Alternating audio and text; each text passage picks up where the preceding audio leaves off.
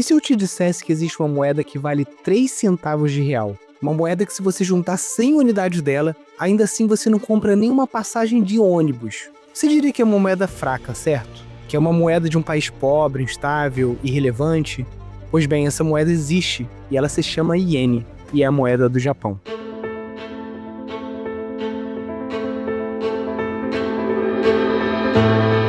O iene, pessoal, é a terceira moeda mais negociada do mundo. Mais do que o yuan chinês, mais do que a libra esterlina britânica, mais do que o real, o peso, o franco suíço, só perde para o dólar americano e para o euro. Mas nas carteiras dos maiores fundos de investimento do planeta, nos ETFs, que qualquer brasileiro com uma conta na XP ou na Avenue já tem acesso, as empresas japonesas estão lá. Toyota, Sony, Hitachi, Nintendo, presentes, relevantes e poderosas. Então, como funciona tudo isso? Como uma moeda que vale praticamente nada pode ser tão importante? E o que aconteceu com o Japão, esse país que já foi o segundo maior PIB do mundo, para chegar aonde chegou? Essa é a história que eu quero contar hoje. A história do iene, a história de um milagre, de uma queda e de uma armadilha geopolítica que mudou o sistema financeiro global até os dias de hoje. Para entender o iene, a gente precisa voltar para 1945. Em agosto daquele ano, 2 bombas atômicas caíram sobre Hiroshima e Nagasaki. O Japão se rendeu, mas além da tragédia humana, a situação econômica era de total colapso. As cidades estavam destruídas, a indústria inexistente. A inflação fora de controle e o país estava literalmente começando do zero. E aí vem uma decisão que vai moldar tudo o que acontece depois. Em 1949, sob ocupação americana, o governo fixou o câmbio do iene em 360 ienes por dólar. E essa foi uma escolha deliberada, o iene artificialmente barato em relação ao dólar. Por quê? Porque o Japão precisava exportar. E o iene barato torna os produtos japoneses baratos para o comprador americano, alemão e inglês. Aqui tem um princípio econômico muito básico que a gente vai usar muito. O valor de uma moeda afeta a competitividade das exportações de um país. Moeda fraca significa produto mais barato para o resto do mundo. Moeda forte significa produto mais caro. O Japão escolheu ou foi escolhido para ter uma moeda fraca e transformou isso em combustível para sua economia. Entre 55 e 73, o Japão viveu o que os economistas chamam de o milagre econômico japonês. O PIB crescia mais de 10% ao ano. A economia dobrou de tamanho em menos de 7 anos. Em 1968, o Japão se tornou a segunda maior economia de livre mercado do mundo, atrás apenas dos Estados Unidos. E como que isso aconteceu? Foi por meio de uma engrenagem muito bem montada. O governo criou o MITI, Ministério do Comércio Internacional e Indústria, que funcionava como um general estratégico da economia. Escolhia setores para investir, protegia indústrias nascentes, direcionava crédito para as empresas estratégicas. Surgiram os keiritsu, grandes conglomerados empresariais interligados. Bancos, montadoras, indústrias, seguradoras, todos trabalhando em torno de um objetivo comum: exportar. Toyota, Sony, Panasonic, Mitsubishi, esses nomes que você já conhece hoje, nasceram nesse contexto. E o poupador japonês era combustível silencioso disso tudo. Os japoneses poupam muito, historicamente mais do que qualquer outro povo desenvolvido. Esse dinheiro ia para os bancos, que emprestavam para as indústrias, que investiam em fábricas, que exportavam, que traziam dólares, que financiavam mais crescimento. Era uma máquina extraordinária, mas toda máquina tem um ponto de tensão. Para entender o próximo capítulo, eu preciso que você entenda um conceito muito importante. Quando um país vende muito mais para o mundo do que compra, quando ele tem o que chamamos de superávit comercial, isso gera atrito, especialmente com quem está no lado oposto, acumulando déficit. Nos anos 80, os Estados Unidos estavam exatamente nessa situação. O dólar estava muito forte, as exportações americanas estavam caras demais, e as importações japonesas e alemãs estavam inundando o mercado americano. Fábricas americanas estavam fechando, trabalhadores entrando em greve ou perdendo emprego. Em 1985, um grupo de políticos americanos foi ao Capitólio e destruiu uma rádio da Toshiba com um martelo em frente às câmeras da televisão. Isso diz muito sobre o clima que estava acontecendo na época. Então, no dia 22 de setembro de 1985, os ministros das finanças das 5 maiores economias do mundo, Estados Unidos, Japão, Alemanha, França e Reino Unido, se reuniram no Plaza Hotel em Nova York e assinaram um acordo, o Acordo de Plaza. O acordo para enfraquecer o dólar e fortalecer o iene. A intenção original era modesta, uma desvalorização de 10, 15% do dólar, suficiente para reequilibrar as contas. Mas os mercados não obedecem intenções. O iene foi de 240 por dólar em 1985 para 120 por dólar em 88.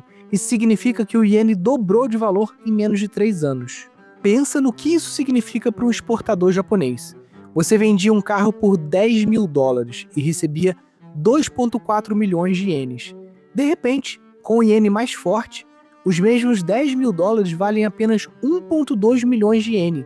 Você perdeu a metade do seu dinheiro sem fazer nada de errado. O Japão entrou em recessão. Ficou conhecida como a recessão do Endaka, literalmente, recessão causada pelo iene forte. O governo japonês entrou em pânico e tomou uma decisão que ia explodir mais tarde com força devastadora. O Banco do Japão cortou os juros pela metade, de 5% para 2,5% em menos de um ano, e abriu as torneiras de crédito, dinheiro barato para todo lado. O que acontece quando você joga crédito barato sobre uma economia que já está crescendo? Você cria uma bolha. E entre 1986 e 1991, o Japão experimentou a maior bolha de ativos da história moderna. O índice Nikkei, que está para o Japão como o Ibovespa está para o Brasil, foi de 13 mil pontos em 1985 para quase 39 mil pontos em dezembro de 89. Triplicou. Os preços dos imóveis em Tóquio subiram 45% num único ano. Chegou ao absurdo de se calcular que o terreno do Palácio Imperial de Tóquio valia mais do que todos os imóveis da Califórnia juntos. Todo o estado da Califórnia. Empresas japonesas compravam prédios em Manhattan, obras de arte em leilões, campos de golfe no Havaí. Os japoneses tinham tanto dinheiro que eles estavam comprando o mundo inteiro. Thomas Piketty, o economista famoso pelo livro O Capital do Século XXI, analisa o período e conclui: a maior bolha de ativos entre 1970 e 2010, sem nenhuma dúvida, foi a bolha japonesa de 1990. E então, no início de 1990, o Banco do Japão percebeu que tinha ido longe demais. Subiu os juros 5 vezes consecutivas, de 2,5% para 6%. A bolsa caiu e não parou de cair. Em agosto de 1990, o Nikkei havia perdido a metade do seu valor.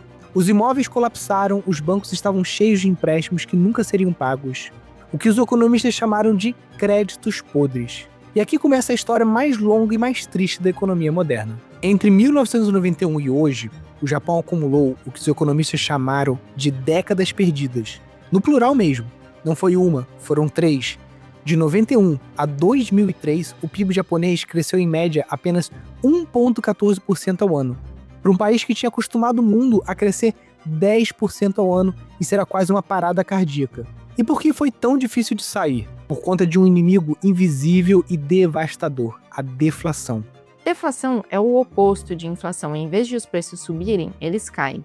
E você pensa, mas isso é bom, não é? Tudo ficando mais barato? Parece, mas não é. Quando os preços caem, as pessoas esperam para comprar. Por que comprar hoje se amanhã vai estar mais barato? As empresas deixam de investir. Elas cortam salários, elas demitem, o consumo cai. Os preços caem mais e é uma espiral que se autoalimenta e é muito difícil de sair. O governo japonês tentou de tudo. Foram 9 pacotes de estímulo econômico entre 1990 e 2000, totalizando mais de 800 bilhões de dólares. Construíram estradas para lugar nenhum, pontes que ninguém precisava, obras para criar empregos que sumiam assim que a obra acabava. A dívida pública japonesa explodiu. Hoje o Japão tem a maior dívida pública em relação ao PIB de qualquer nação do planeta, mais de 260% do PIB. Para comparar, o Brasil, que já é criticado pela sua dívida, está em torno de 90%. Os bancos viraram o que ficou conhecido como bancos zumbis. Tecnicamente falidos, mas sustentados pelo governo porque deixá-los quebrar seria catastrófico. Eles continuavam emprestando para as empresas que também eram zumbis empresas que não conseguiam pagar, mas que o banco não podia executar, porque aí teria que reconhecer o prejuízo. E o Banco do Japão tomou uma decisão histórica, levou os juros para zero e depois para menos que zero, a taxa de juros negativa. Você depõe dinheiro no banco e é você quem paga o banco. É uma anomalia que durou décadas e que criou sem querer um mecanismo que iria sacudir o mundo inteiro. Quando os juros estão em zero ou negativos, em qualquer lugar do mundo os investidores nacionais começam a se fazer uma pergunta: por que eu vou deixar meu dinheiro aqui? E o mundo começou a fazer exatamente isso. Pegar dinheiro emprestado no Japão, baratíssimo, praticamente de graça, e investir em outros países com juros mais altos. No Brasil, com a Selic a 13%, Austrália, com juros a 6%, Estados Unidos, com Treasuries a 5%. E isso tem um nome técnico, é o famoso carry trade. Você carrega o dinheiro de um lugar de juros baixos para um lugar com juros altos, embolsando a diferença. E o iene virou a moeda favorita para esse jogo. Estima-se que no auge havia entre 1 a 4 trilhões de dólares apostados nesse trade. Trilhões com T maiúsculo. Para vocês terem uma referência, o PIB do Brasil inteiro é menor do que 2 trilhões de dólares. Tinha mais dinheiro no carry trade do iene do que no PIB de um país continental como o nosso. E aqui que está a parte geopolítica mais fascinante de tudo isso. O Japão, ao manter os juros perto de zero por décadas, tornou-se o grande financiador silencioso dos mercados globais, sem que ninguém pedisse, sem que ninguém percebesse. O dinheiro barato em iene foi parar no SP500, em ações de tecnologia, nas Magnificent Seven, Apple, Microsoft, Nvidia, Amazon, em criptomoedas, até mesmo em ativos brasileiros. Então, em julho de 2024, algo aconteceu que fez o mundo inteiro tremer por alguns dias. O Banco do Japão, pela primeira vez em 17 anos, subiu os juros de 0,1 para 0,25. Foi um aumento pequeno, mas que os mercados interpretaram como o fim de uma era. Em um único dia, em 5 de agosto de 2024, o índice japonês Topix caiu 12%. O VIX, o índice do medo do mercado americano, disparou para os maiores níveis desde a pandemia. O Bitcoin perdeu 20% e a bolsa americana tombou. Tudo porque um banco central do outro lado do mundo subiu os juros em 0,15 ponto percentual. Isso é poder.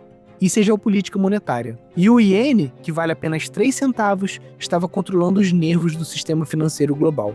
Agora vamos falar de algo muito concreto para quem investe no exterior. Se você tem um ETF de ações globais, aqueles que replicam o índice MSCI World, você tem Japão na carteira. Provavelmente entre 5% e 6% do seu patrimônio está alocado em empresas japonesas, mesmo que você nunca tenha escolhido isso de maneira consciente. As empresas japonesas continuam sendo potências globais em setores estratégicos, ocupando o segundo lugar dentro do índice global. Olha o que compõe os ETFs focados no Japão, como o EWJ da iShares. Toyota é a maior posição, com mais de 4% do fundo. Sony aparece logo depois, de Hitachi, Nintendo. Isso mesmo, aquela empresa do videogame do Super Mario. Ela está entre as 10 maiores. Mitsubishi e UFJ, um dos maiores bancos do mundo.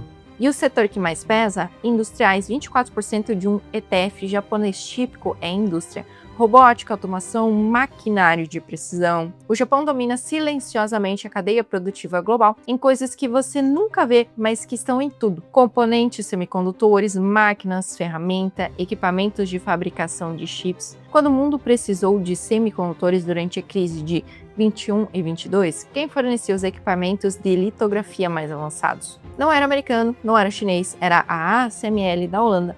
Mas a cadeia de fornecimento crítica passava pelo Japão. Tokyo Electron, Shin-Itsu, Keiensei, empresas que poucas pessoas no Brasil conhecem pelo nome, mas cujas ações estão nos índices que todo investidor global acompanha. E tem mais um fator atual que está tornando o Japão especialmente interessante para quem investe. Entre 2023 e 2024, a Bolsa de Tóquio, a TSE, pressionou as empresas japonesas para melhorarem a governança corporativa.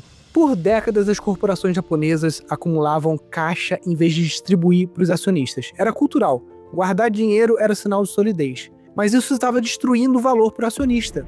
E a bolsa jogou uma bomba. Empresas com múltiplos abaixo de uma vez o valor patrimonial seriam colocadas sobre escrutínio público. O constrangimento social funcionou. E as empresas japonesas começaram a fazer recompras de ações e aumentar os dividendos em um ritmo nunca antes visto. Warren Buffett entendeu isso antes de todo mundo. Em 2020, a Berkshire Hathaway comprou participações nas 5 maiores tradings companies japonesas, a Sogo Sosha, e obteve retornos extraordinários.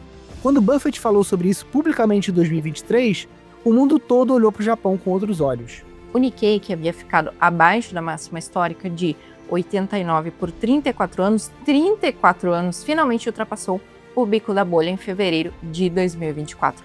34 anos para recuperar uma bolha, isso também é uma lição. O Japão de hoje está em fase de transição. Depois de décadas de deflação, a inflação finalmente voltou acima de 2%, a meta do Banco do Japão. Os juros estão sendo normalizados lentamente, a taxa básica chegou a 0,75 em 2024 e pode chegar a 1% em 26. Para um país que viveu com um juro negativo, isso é uma revolução. O iene, que chegou a 161 por dólar em julho de 2024, o nível mais fraco em 37 anos, continua pressionado, mas a direção está mudando. E isso importa para você, investidor brasileiro. Primeiro ponto, o carry trade do iene está sendo desfeito. O dinheiro que foi emprestado em iene para comprar ações americanas está sendo repatriado. Isso cria pressão vendedora em ativos de risco globais, incluindo ações americanas que talvez você tenha na carteira. O segundo ponto é que se o iene se fortalecer, os ETFs japoneses sem hedge cambial se valorizam em dólar. O EWJ, por exemplo, pode valorizar tanto pela alta das ações quanto pela apreciação do iene.